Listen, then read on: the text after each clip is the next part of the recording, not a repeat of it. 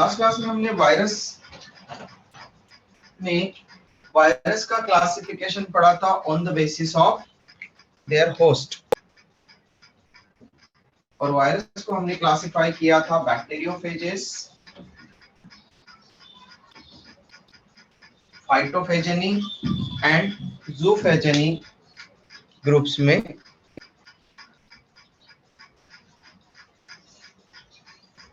जिनके होस्ट होते हैं बैक्टीरियोफेजेस के होस्ट बैक्टीरिया, फाइटोफेजेनी वायरसेस के host phyto it means plant, and zoophagineae viruses के host animals.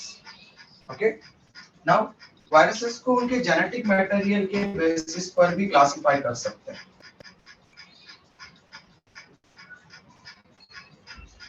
Classification of virus on the basis of genetic material they have, they possess, what kind of genetic material in them, उसके basis पर हम उनको दो बड़े groups में classify कर सकते हैं।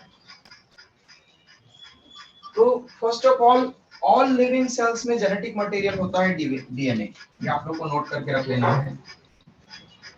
All living cells have DNA as their genetic material.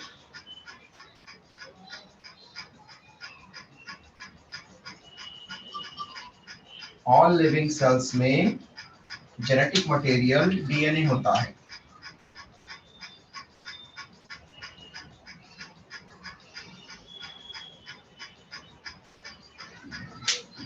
Okay, all living cells में। फर्स्ट, जेनेटिक मटेरियल क्या होता है, ये टर्म आपको क्लियर होना चाहिए। जेनेटिक मटेरियल और जीनोम का मतलब होता है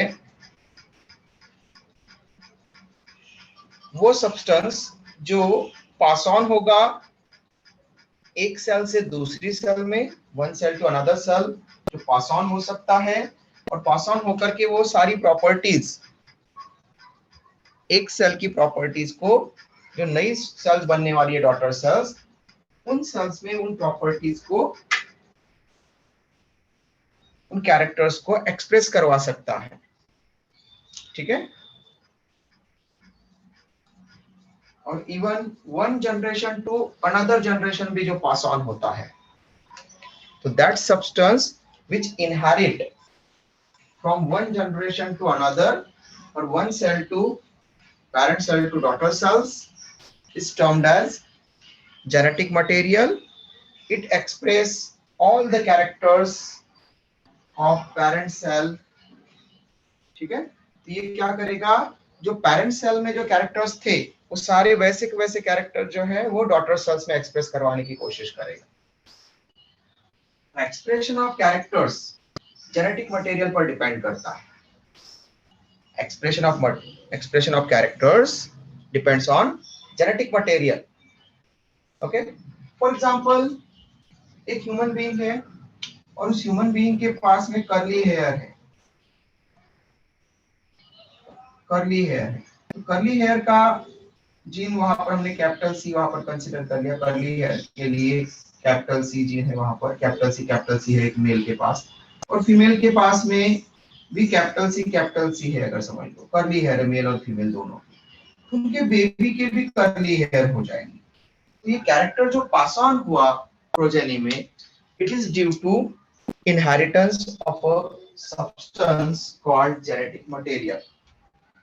ओके, तो ये जो कैरेक्टर पास ऑन हुआ पेरेंट से प्रोजेनी में या पेरेंट सेल से डॉटर सेल्स में, ये जेनेटिक मटेरियल के थ्रू होता है। ओके, और जेनेटिक मटेरियल पर जो ईच एंड एवरी कैरेक्टर के लिए वहां पर रिस्पॉन्सिबल होते हैं उनको हम बोलते हैं जीन। और जीन के एक्युमुलेशन को, जितने सारे जीन्स है सभी कैरेक्टर्स के लिए, उनके एक्युमुलेशन को हम जीनोम बोलते हैं। और ये जीन डीएनए पर प्रेजेंट होते हैं यूजुअली, ओके, लिविंग सेल्स में, इसलिए हम डीएनए को जेनेटिक मटेरियल कहते हैं। जेनेटिक मटेरियल टर्म क्लियर हुआ बेटा? किसी को कंफ्यूजन है या किसी को कोई डाउट है इसमें? नहीं समझ में आया? है कोई ऐसा student? Sir please repeat. Okay, तो बेटा डीएनए को हम ऑल लिविंग सेल्स में जेनेटिक मटेरियल कह रहे हैं। फर्स्ट ये क्लियर हुआ क्या ये स्टेटमेंट? Yes sir. ओके, अब जेनेटिक मटेरियल क्या होता है? तो जेनेटिक मटेरियल मतलब ऐसा सब्सटेंस जो पेरेंट सेल से प्रोजेनी सेल्स में या पेरेंट से नेक्स्ट जनरेशन में प्रोजेनीज में पास ऑन हो सके, इनहेरिट हो सके, ट्रांसफर हो सके। इतना समझ में आया क्या फर्स्ट? Yes sir. ओके, जो इनहेरिटेबल हो मतलब इनहेरिट हो सके, एक सेल से दूसरी सेल में जा सके सेल डिवीजन के टाइम पर, या रिप्रोडक्शन के टाइम पर पेरेंट से प्रोजेनी में जा सके। First condition. फिर सेकंड कंडीशन है कि वो ओनली पास ही ना हो सके, साथ में वो जो पेरेंट के पास में जो कैरेक्टर बता रहा था, एक्सप्रेस कर रहा था, वो कैरेक्टर्स वो प्रोजेनी सेल में भी एक्सप्रेस करवाए। तो which is responsible for the expression of characters. Okay, inherit होगा, पास ऑन होगा और कैरेक्टर्स को एक्सप्रेस करेगा। तो हमारे पास में कर्ली हेयर बन रहे हैं या सिंपल हेयर बन रहे हैं, तो हेयर फॉर्मेशन, तो हेयर बनने के लिए केराटिन चाहिए, तो केराटिन का जीन हमारे पास में आया है सेल्स के अंदर। ओके, इतना क्लियर है बेटा कि कोई भी कैरेक्टर एक्सप्रेस करना है, मिलानिन बनाना है तो मिलानिन का जीन हमारे पास में आया है, हीमोग्लोबिन बनाना है तो हीमोग्लोबिन का जीन हमारे पास में आया है। Okay, yes clear? सर।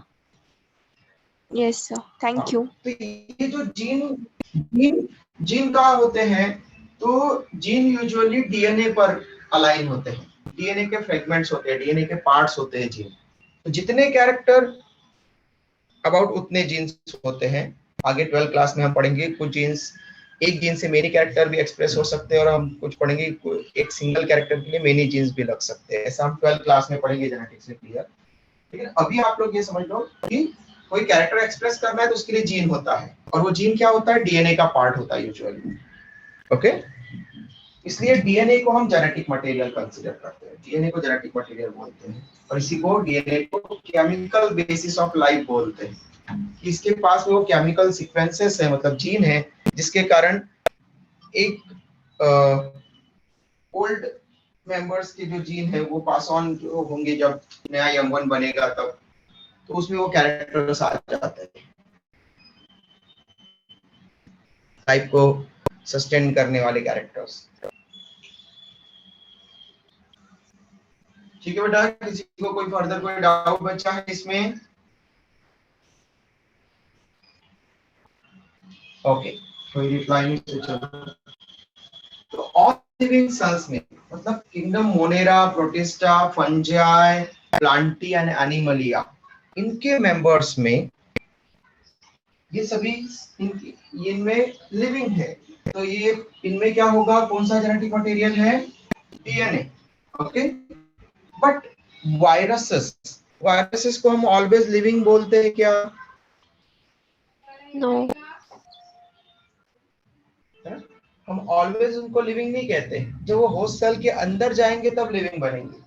तो इसका मतलब है कि वो लिविंग में हमने इंक्लूड नहीं किया, और इसलिए आर.एच. विटेकर ने उसको फाइव किंगडम क्लासिफिकेशन में प्लेस नहीं किया है कहीं पर। तो इन वायरसेस पूरी तरह से लिविंग नहीं है। ओके, और इसलिए इनमें डीएनए जेनेटिक मटेरियल कुछ में मिलता है और कुछ में आरएनए मिलता है। मतलब इनके पास में कुछ वायरसेस ऐसे होते हैं जिनके पास में डीएनए होता ही नहीं है, तो फिर कैरेक्टर कौन एक्सप्रेस करवाएगा? आरएनए। ओके, तो वायरसेस either have डीएनए और आरएनए। ठीक है, किसी भी वायरस के पास में डीएनए होगा या फिर आरएनए होगा, दोनों एक साथ नहीं होते। डीएनए और आरएनए दोनों एक साथ नहीं होते। तो जब डीएनए होगा तो DNA genetic material DNA express करवाएगा कैरेक्टर्स को, और जब आरएनए होगा तो आरएनए एक्सप्रेस करवाएगा वायरस में। हमारी बॉडी में जो सेल्स है, each and every cells, even bacterium, amoeba, सभी में ले लें तो सभी लिविंग सेल्स में डीएनए भी होता है एज वेल एज आरएनए भी होता है। लेकिन डीएनए जेनेटिक मटेरियल होता है और RNA mRNA, mRNA, rRNA, tRNA, ऐसे जो आरएनए होते हैं, ये आरएनए प्रोटीन सिंथेसिस में पार्टिसिपेट करते हैं, एक्सप्रेशन के लिए भी हेल्प करेंगे, लेकिन जेनेटिक मटेरियल नहीं है। पास ऑन केवल डीएनए होता है हमारी सेल्स में। सेल डिवीजन के टाइम पर डीएनए का रिप्लिकेशन होता है। ओके, तो डीएनए फॉर्म होता है हमारी बॉडी में और सेल्स टू सेल पास होता है डीएनए। इसलिए हमारी बॉडी में डीएनए और आरएनए दोनों है सेल्स के पास, लेकिन DNA genetic material only. Viruses के पास आइदर डीएनए और आरएनए होगा। एक वायरस है तो उसमें आपको एक ही मिलेगा, या तो डीएनए मिलेगा या आरएनए मिलेगा। फॉर एग्जांपल अभी जो ये कोविड का वायरस है, कोविड-19 वायरस, SARS-CoV-2 जिसको बोलते हैं हम, severe acute respiratory syndrome, corona virus से कट। ओके, तो SARS-CoV-2 इसमें जेनेटिक मटेरियल आरएनए है, मतलब इसमें डीएनए है ही नहीं। ओके, ये जो कोविड वायरस है SARS-CoV-2, ओके, कोविड-19 वायरस, ये आरएनए वायरस है, मतलब इसमें आरएनए जीनोम है, जेनेटिक मटेरियल आरएनए है, इसमें डीएनए है ही नहीं। ओके, इससे ध्यान रखना। तो वायरसेस में दो तरह के जेनेटिक मटेरियल हो सकते हैं। अगर डीएनए वायरस है तो उसको हम डीएनए वायराई या डीएनए वायरसेस रिप्रेजेंट करेंगे, और जिनके पास में आरएनए है जेनेटिक मटेरियल, उनको हम आरएनए वायरस टर्म देंगे। ओके, डीएनए वायरसेस को डीऑक्सीवायरा ये भी टर्म दी जाती है, और आरएनए वायरस को राइबोवायरा और रिट्रोवायरसेस ये टर्म दी। ओके, तो डीएनए वायरसेस अगेन दो टाइप के होते हैं। अब मुझे ये बताओ, हमें जो डीएनए होता है वो कितनी स्ट्रैंड वाला होता है बेटा? डबल 2। यस, 2 स्ट्रैंड वाला। जब हम हमारा डीएनए बनाते हैं तो ऐसे बनाते हैं हम, जैसे 2 स्ट्रैंड बनाते हैं।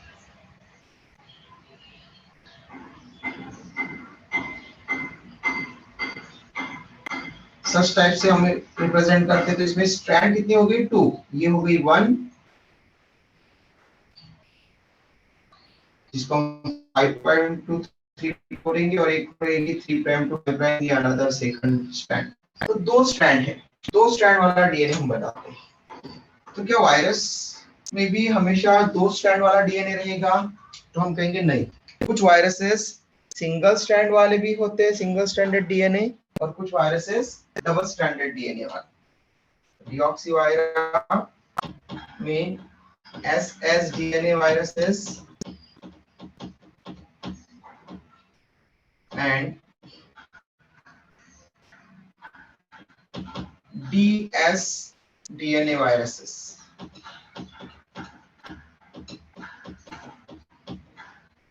SS DNA viruses मतलब single stranded DNA viruses.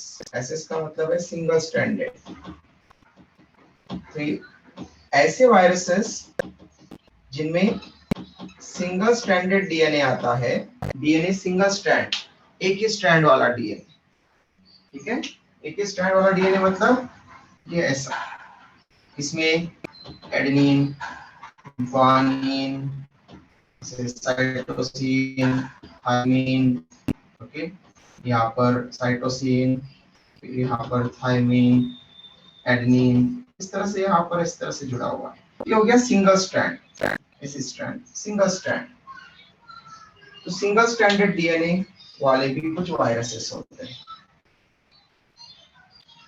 Okay, इसी तरह से डबल स्ट्रैंडेड डीएनए वायरसेस, जैसे हमने बोला था 2 स्ट्रैंड, तो डबल स्ट्रैंडेड मतलब 2 स्ट्रैंड वाले viruses, single stranded viruses, double stranded viruses, ये 2 तरह के यहाँ पर। उसी तरह से आरएनए वायरसेस में, रेट्रोवायरसेस में single stranded RNA viruses and double stranded RNA viruses. Okay, it means RNA की सिंगल स्ट्रैंड होगी, single stranded RNA genetic material है जिनमें, और जिनमें double stranded RNA genetic material है, 2 स्ट्रैंड वाला आरएनए है।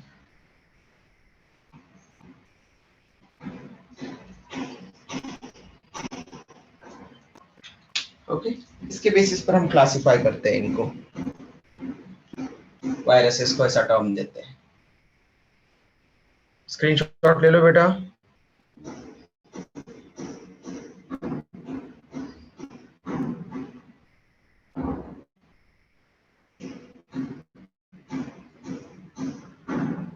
Done, done sir. Good. Viruses में इस तरह से हम क्लासिफाई कर सकते हैं, single stranded DNA viruses, double stranded DNA viruses, single stranded RNA viruses, double stranded RNA viruses. ये उसका क्लासिफिकेशन। अब फर्स्ट, वायरसेस की डिस्कवरी किस बेसिस पर हुई? हमने कहा था लुईस पाश्चर ने वायरस ये टर्म दिया, वायरस का मीनिंग पॉइजनस होता है,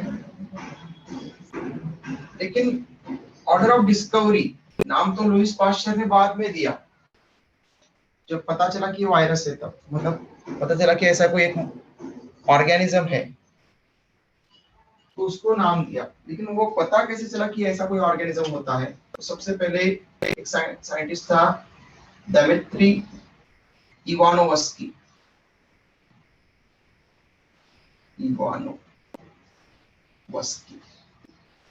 ओके, रशियन साइंटिस्ट है।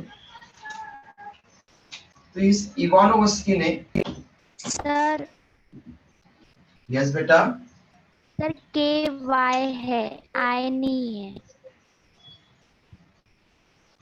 इवानोवस्की स्पेलिंग में KY है, ठीक है, कोई इशू नहीं। हम यहाँ पे कोई लिटरेचर तो पढ़ नहीं रहे हैं।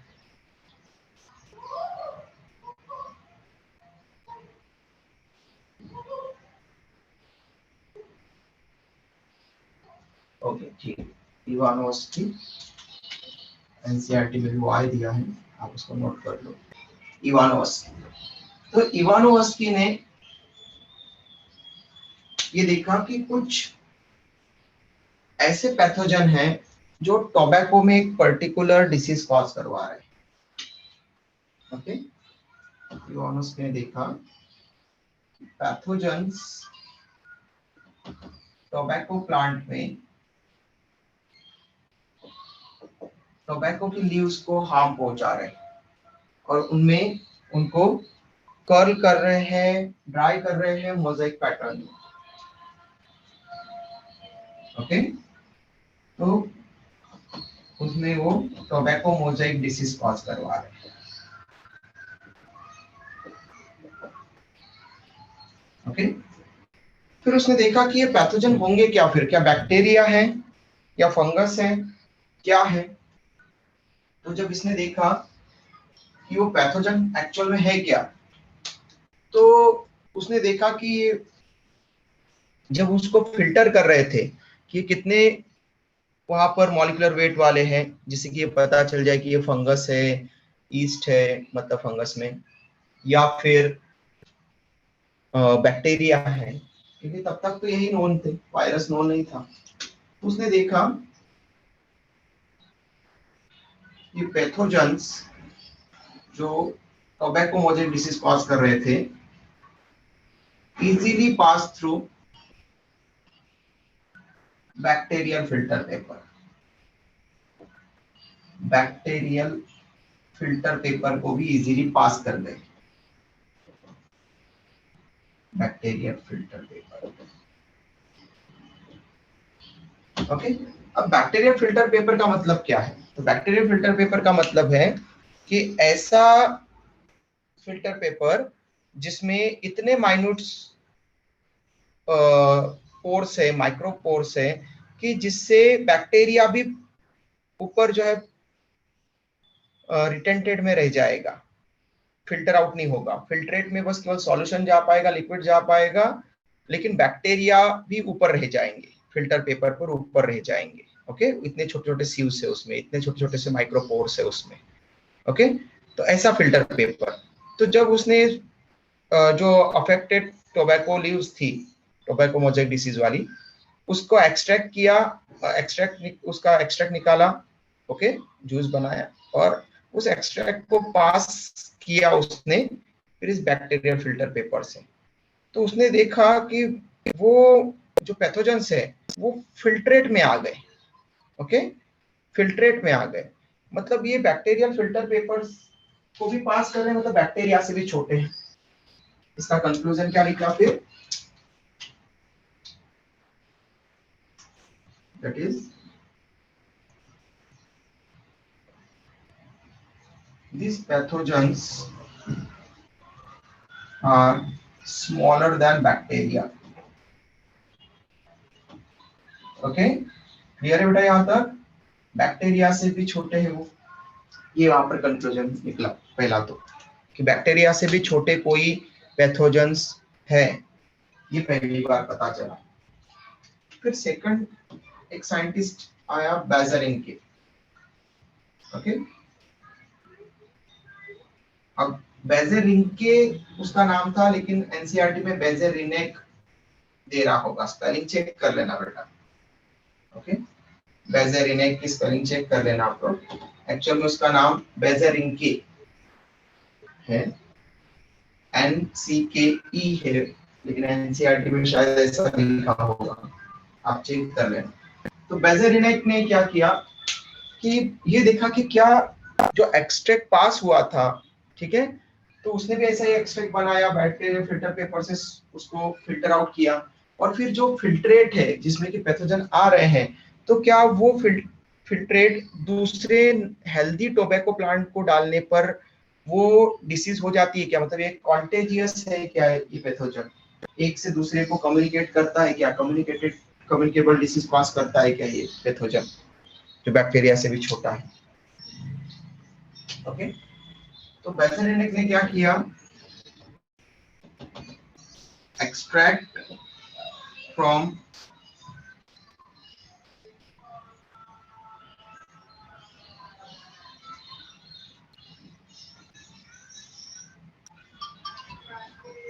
affected tobacco plant,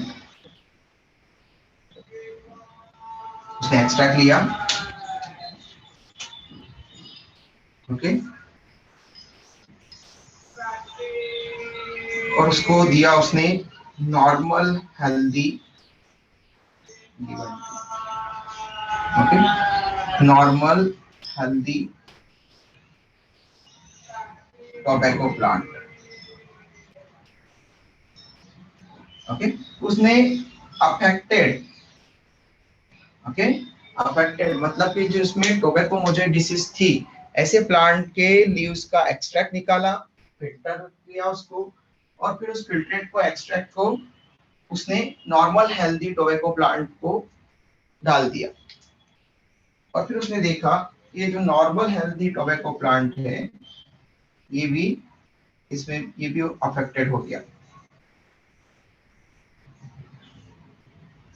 इसमें भी टोबैको मोजेक डिसीज हो गई। ओके, इसके भी लीव्स जो है मोजेक पैटर्न में टर्न होने लग गई, ड्राई होने लग गई, ठीक है, कर्ल होने लग गई। तो टोबैको मोजाइक डिसीज इसमें भी होने लगा। तो इसने इसको कहा कि ये जो फ्लूइड है जो एक्सट्रैक्ट किया था टोबैको डिसीज टोबैको प्लांट से, मोजाइक डिसीज वाले टोबैको प्लांट से, वो कॉन्टेजियस है, कम्युनिकेबल है, ओके, इन्फेक्शियस है। इसलिए बेजेरिनेक ने अपनी लैंग्वेज में उसको नाम दिया फिर इस एक्सट्रैक्ट को contagium vivum fluidum, okay, contagium vivum fluidum, जिसका मीनिंग होता है कॉन्टेजियस मतलब इन्फेक्टिव या इन्फेक्शियस, कॉन्टेजियस और इन्फेक्शियस। वाइवम का वाइवो या वाइवम ये आया है वीवो से, वीवो का मतलब होता है लिविंग, ओके, तो वाइवम मतलब लिविंग और फ्लूइडम मतलब फ्लूइड, तो इन्फेक्शियस लिविंग फ्लूइड, ये उसने नाम दिया बेजेरिनेक ने, ओके। फिर उन पैथोजन को सबसे पहली बार किसने ऑब्जर्व किया? तो ऑब्जर्व करने के लिए उनके पास में जो बायोमोलिक्यूल्स है, मतलब उनको क्रिस्टलाइज करना जरूरी है, तब हम ऑब्जर्व कर सकते हैं, क्योंकि वो लिविंग सेल तो नहीं है, नॉन सेलुलर है, हमें पता है वायरसेस। तो इनको सबसे पहली बार क्रिस्टलाइजेशन स्टेनले स्टेनले नाम के साइंटिस्ट ने सबसे पहले क्या किया? For the first time crystallization of TMV virus, tobacco mosaic virus.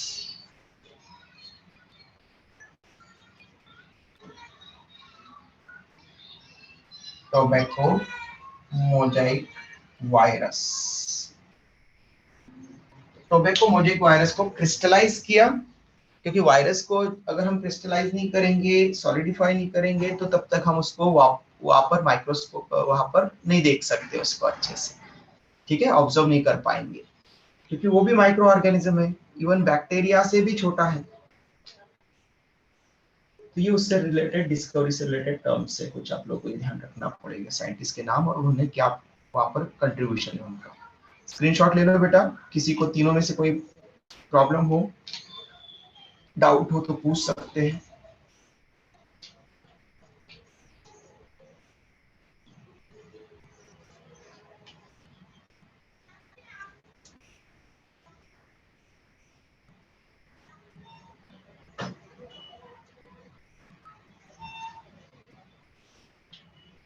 Done बेटा, हो गया screenshot? Yes, sir. Okay good.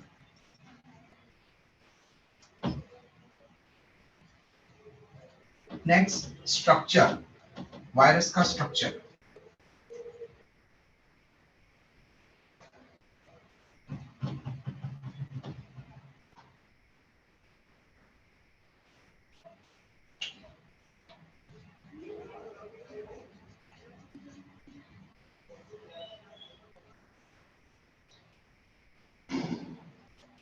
Okay,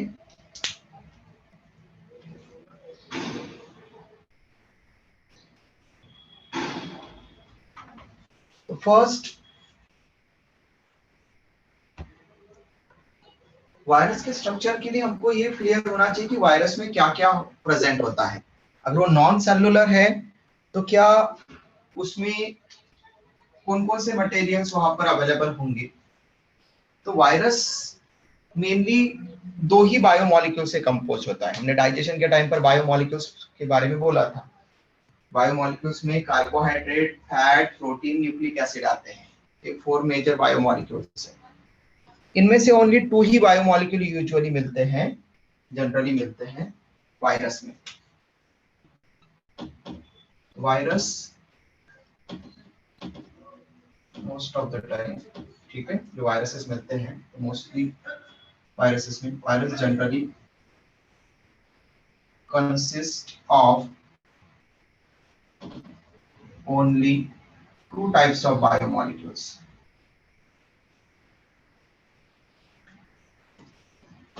Two types of biomolecules. कौन कौन से? One is DNA और RNA, क्योंकि जेनेटिक मटेरियल तो होना ही चाहिए, उसके बगैर तो कैरेक्टर एक्सप्रेस हो ही नहीं सकते.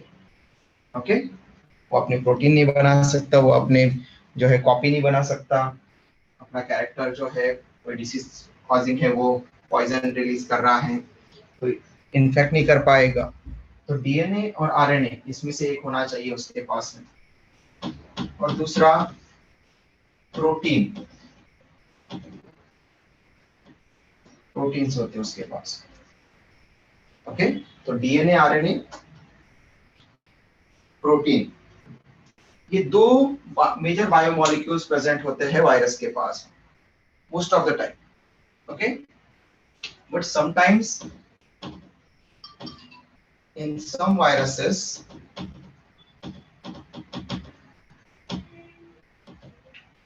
lipid layer or fatty layer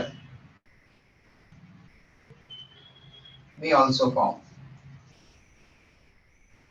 कुछ वायरसेस में लिपिड के लेयर भी हो सकती है, जैसे ज्यादातर लिपिड के लेयर वाले एडिनो वायरसेस होते हैं. फॉर एग्जांपल एडिनो वायरसेस, इनकी मेजर एग्जांपल है जैसे HIV virus, human immuno virus, okay, जो एड्स डिसीज कॉज करवाता है, HIV ह्यूमन इम्यूनो वायरस. और दूसरा ये SARS-CoV-2 कोरोना वायरस, इनमें लिपिड की लेयर भी मिलती है, साथ फैट की लेयर. ओके, जबकि मोस्ट ऑफ दी वायरसेस में केवल डीएनए आरएनए में से एक मिलेगा और प्रोटीन मिलेगा. ठीक है, प्रोटीन जनरली कोट बनाता है, कवरिंग बनाता है. प्रोटीन क्या करता है? कोट और कवरिंग.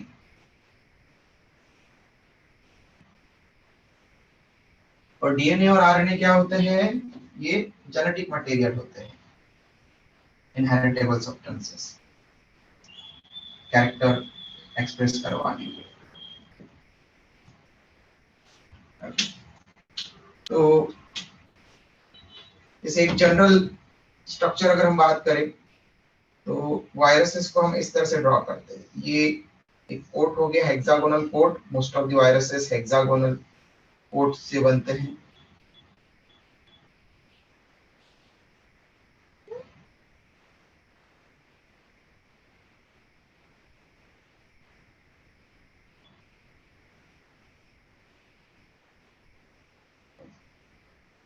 कोट है, ये बाहर का कवरिंग है, मतलब किससे बनेगा?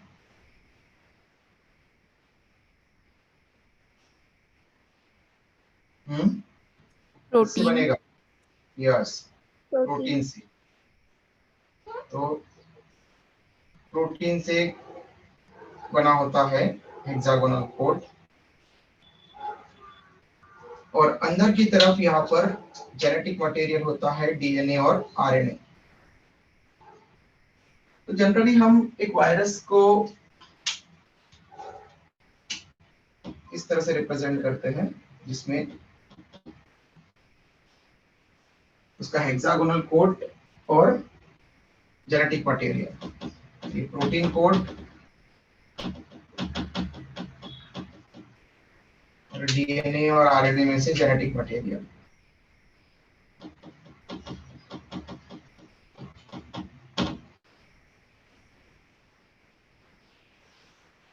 Genetic material.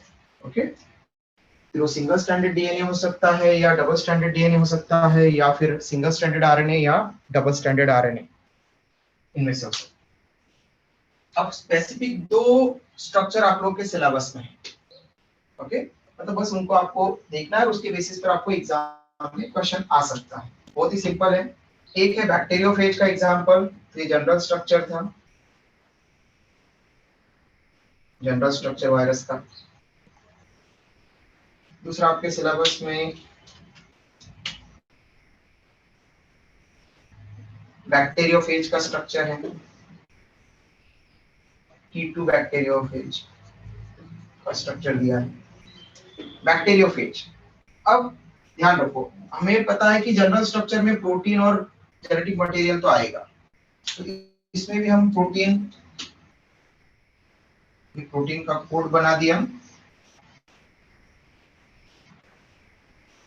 Okay, protein code बना दिया, जेनेटिक मटेरियल बना दिया उसमें। ओके, लेकिन बैक्टीरियोफेज है, तो बैक्टीरियोफेज में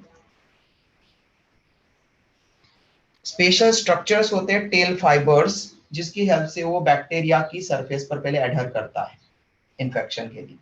ओके, तो बैक्टीरिया की सरफेस पर रुकने के लिए उसके पास में टेल फाइबर्स होते हैं, प्रोटीन के फाइबर्स, टेल फाइबर्स। ये टेल फाइबर जुड़ने के पहले यहाँ पर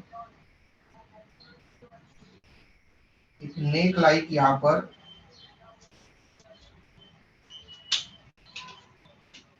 प्रोटीन का स्पाइरल बाइंडिंग यहाँ पर होती है इस तरह से, और फिर यहाँ से टेल फाइबर्स निकलेंगे। फिर से एक हेक्सागोनल प्लेट बनती है यहाँ पर, और उससे फिर प्रोटीन के टेल फाइबर्स यहाँ से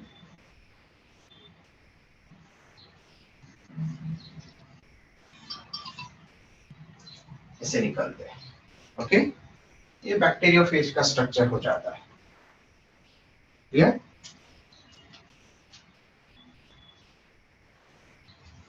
ये प्रोटीन से बने हुए टेल फाइबर्स है, प्रोटीनेशियस टेल फाइबर्स। ये प्रोटीन कोट कवरिंग, ये जेनेटिक मटेरियल,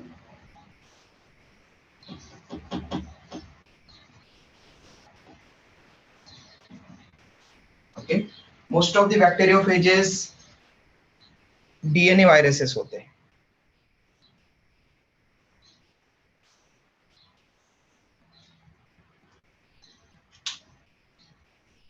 शीट आप वहां पर रिप्रेजेंट कर सकते हैं वायरस के स्ट्रक्चर में।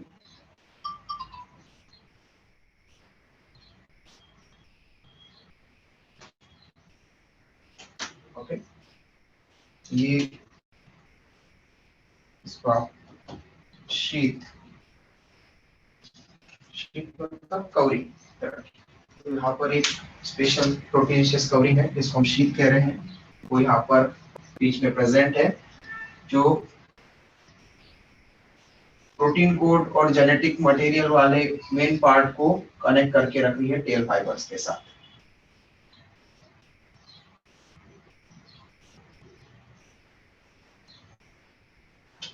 एक फाइटोफेजेनी का भी एग्जांपल है आपको टोबैको मोज़ेक वायरस का।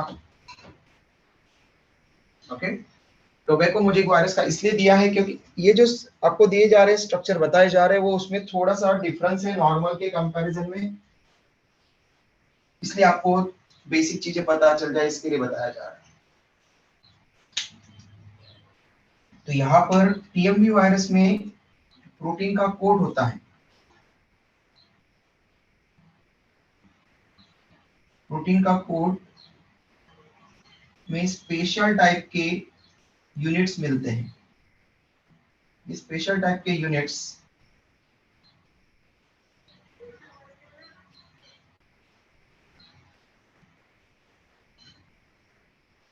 इनको हम बोलते हैं कैप्सोमियर। ओके, स्पेशल टाइप के ये जो यूनिट्स बना रहे हैं हम, ये प्रोटीन से बने हुए हैं और इनको हम कहते हैं कैप्सोमियर्स।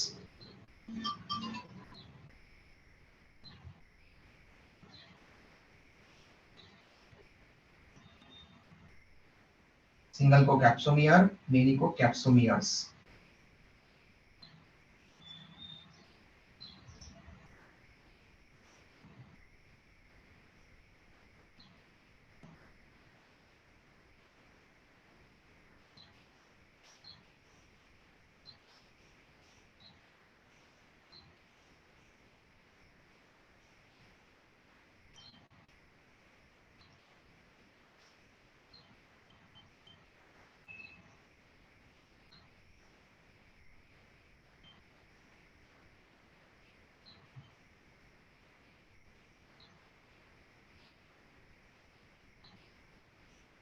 इन यूनिट्स को हम बोलेंगे कैप्सोमियर्स।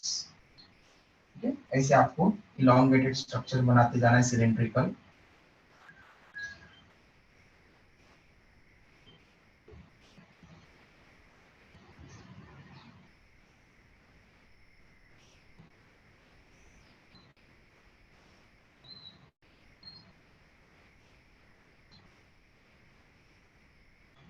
इसी कैप्सोमियर यूनिट्स आपको वन बाय वन बनाते जाना है और ये प्रोटीन को रिप्रेजेंट करेगी। प्रोटीन से बनी हुई स्ट्रक्चर।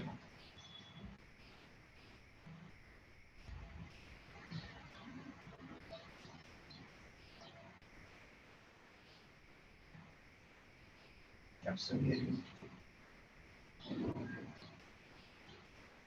और इस कैप्सोमियर यूनिट पूरी आप पूरी एलोंगेटेड और बना सकते हैं। ये हो गया सिंगल कैप्सोमियर, और जब हम मेन को रिप्रेजेंट करेंगे ये कैप्सोमियर्स प्रोटीन से बने हुए। फिर प्रोटीन का कवरिंग हो गया। जेनेटिक मटेरियल क्या है यहाँ पर? यहाँ पर जेनेटिक मटेरियल है आरएनए। तो आरएनए के ये राइबोन्यूक्लियोटाइड्स,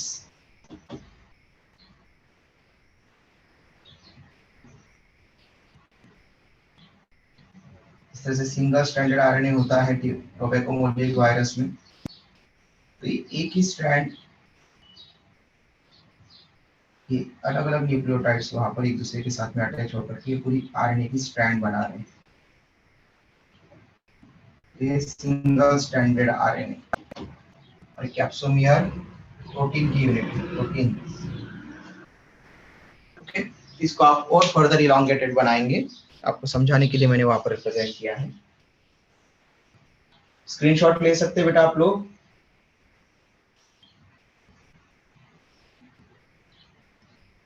टीएमवी मोज़ेक वायरस में प्रोटीन मतलब कैप्सोमियर टू राइबोन्यूक्लियोटाइड, आरएनए के न्यूक्लियोटाइड का रेशियो 3:1 होता है।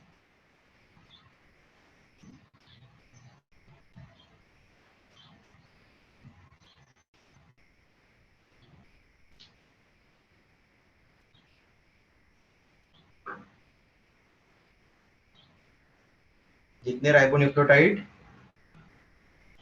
उसके कंपैरिजन में 1/3 कैप्सोमियर्स। राइबोन्यूक्लियोटाइड का नंबर अबाउट 750 के आसपास होता है और कैप्सोमियर का नंबर अबाउट 250 के आसपास होता है। फिर तो उस बेसिस पर 3:1।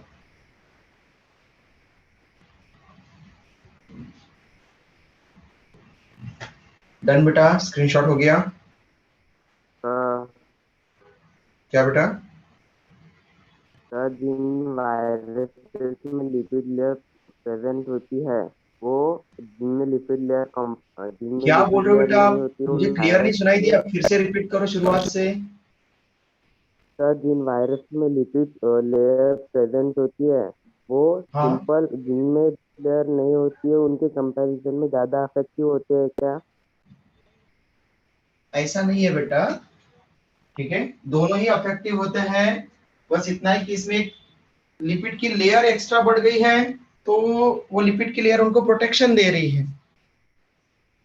इतना बस एक्स्ट्रा पॉइंट है उसमें। अगर हम लिपिड की लेयर को डिस्ट्रॉय कर देंगे तो वो वायरस भी डिस्ट्रॉय हो जाएगा, उसके बगैर वो सर्वाइव नहीं करेगा।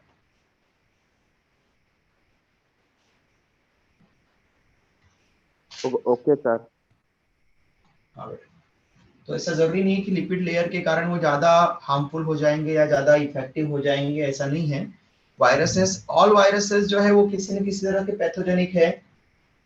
डिपेंड करेगा कि अगर वो प्लांट वायरसेस है तो प्लांट को ही अफेक्ट करेंगे, एनिमल्स को, बैक्टीरिया को अफेक्ट नहीं करेंगे। ठीक है, लेकिन अगर किसी में अगर एक एक्स्ट्रा लेयर बन जाती है लिपिड की, मतलब वो एक्स्ट्रा वहां पर मॉडिफाई हो चुका है, एक्स्ट्रा लेयर लिपिड का है किसी वायरस में, तो फिर आपको फिर अब वो उसने थोड़ा सा प्रोटेक्शन के लिए अपने पास में एक एक्स्ट्रा लेयर बना ली है कि प्रोटीन डायरेक्ट रिएक्ट ना करे लिपिड के साथ में, तो वो जाकर के किसी भी लिविंग बीइंग की लिपिड के साथ में जल्दी से कांटेक्ट कर ले, लिपिड लिपिड के साथ में वहां पर कांटेक्ट कर ले और कोई ऑर्गेनिज्म उस पर लिपिड की लेयर है तो उसको अफेक्ट ना करे, बस इतना है।